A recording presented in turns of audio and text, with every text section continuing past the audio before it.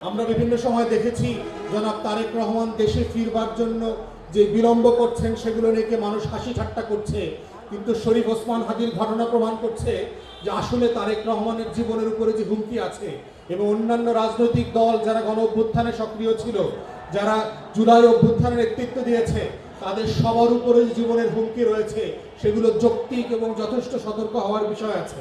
তাই আমরা নির্বাচন কমিশন এবং অন্তর্বর্তীকালীন সরকারকে বলছি, বিজয়ের এই মাসে আমরা যেভাবে আমাদের অতীতের মুক্তিযোদ্ধাদেরকে স্মরণ করছি, 24-এর যারা কর্মী ছিলেন তাদেরকে স্মরণ করছি, ঠিক একইভাবে আপনাদেরকেও মনে করিয়ে দিচ্ছি আপনারা আল্লাহর ওয়াস্তে যে বড় বড় পদ চেয়ারে বসবার সুযোগ পেয়েছেন, সেই দায়িত্বটা আপনারা আমানতদারিতার সাথে পালন করেন। সেই দায়িত্বটা যদি পালন করতে না পারেন তাহলে বিজয়ের মাসে স্বাধীন রাষ্ট্র কিন্তু পরাজিত হতে পারে।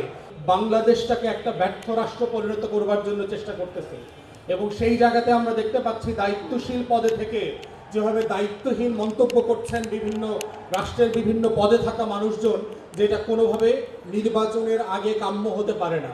তাই আমাদের সকল রাজনৈতিক দলের পক্ষ থেকে আমরা বারবার বলেছি এবং আহ্বান করেছি যে আমাদের আইনশৃঙ্খলা পরিস্থিতি অ্যাড্রেস করবার জন্য কার্যকর ডিসাইসিভ ভূমিকা আমরা দেখতে চাই।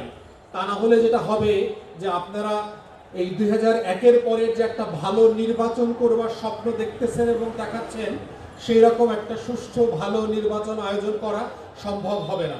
তাই সেই জায়গাতে আমরা সম্মিলিতভাবে সকল রাজনৈতিক দল ঐকমত্য কমিশনে বসে যেভাবে একমত দ্বিমত করে একটা জুলাই সনদ তৈরি করেছি, একইভাবে আমাদের সবাইকে আলোচনা করে এবং এই সম্মিলিত প্রয়াসের মধ্য দিয়ে প্রশাসনকে কার্যকর করে একটা ভালো নির্বাচন করতে হবে।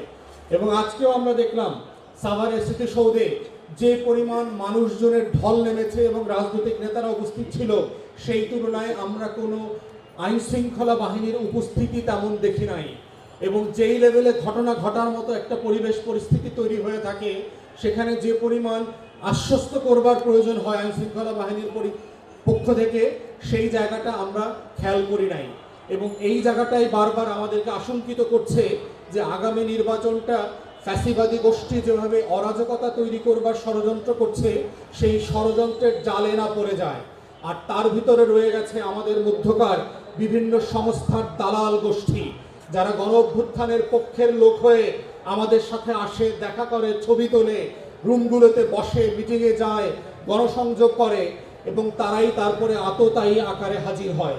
এবং সেই নিরাপত্তা বিধান করবার দায়িত্ব যাদের ছিল, সেই আইন শৃঙ্খলা বাহিনীকে আমরা ন্যূনতম সক্রিয়তায় এখন পর্যন্ত দেখি নাই। এবং যে কারণে আমরা বিভিন্ন সময় দেখেছি জনাব তারেক রহমান দেশে ফিরবার জন্য যে বিলম্ব করছেন সেগুলো নিয়ে মানুষ হাসি ঠাট্টা করছে, কিন্তু শরীফ ওসমান হাদির ঘটনা প্রমাণ করছে যে আসলে তারেক রহমানের জীবনের উপরে যে হুমকি আছে এবং অন্যান্য রাজনৈতিক দল যারা গণ অভ্যুত্থানে সক্রিয় ছিল, যারা জুলাই অভ্যুত্থানের নেতৃত্ব দিয়েছে, তাদের সবার উপরে জীবনের হুমকি রয়েছে, সেগুলো যৌক্তিক এবং যথেষ্ট সতর্ক হওয়ার বিষয় আছে। তাই আমরা নির্বাচন কমিশন এবং অন্তর্বর্তীকালীন সরকারকে বলছি, বিজয়ের এই মাসে আমরা যেভাবে আমাদের অতীতের মুক্তিযোদ্ধাদেরকে স্মরণ করছি, 24-এর যারা কর্মী ছিলেন তাদেরকে স্মরণ করছি, ঠিক একইভাবে আপনাদেরকেও মনে করিয়ে দিচ্ছি আপনারা আল্লাহর ওয়াস্তে যে বড় বড় পদ চেয়ারে বসবার সুযোগ পেয়েছেন, সেই দায়িত্বটা আপনারা আমানতদারিতার সাথে পালন করেন।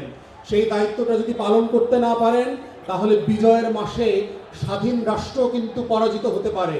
অতএব এই ইতিহাসকে ধরে রেখে আমরা সরকারকে আহ্বান করছি, ডিসাইসিভলি ডেটারেন্ট শো করেন, যেন বাংলাদেশের নাগরিক সমাজ, ভোটাররা এবং রাজনৈতিক নেতা কর্মীরা আশ্বস্ত হতে পারে যে ফেব্রুয়ারিতে আসলেই একটা ভালো নির্বাচন হওয়া সম্ভব, যেমনটা মাননীয় প্রধান উপদেষ্টা পুরো জাতিকে বারবার বলেছেন। তো এই পর্যায়ে এই আহ্বান রেখেই আমার সংক্ষিপ্ত বক্তব্য আমি এখানে শেষ করছি। সবাইকে অসংখ্য ধন্যবাদ। আসসালামু আলাইকুম।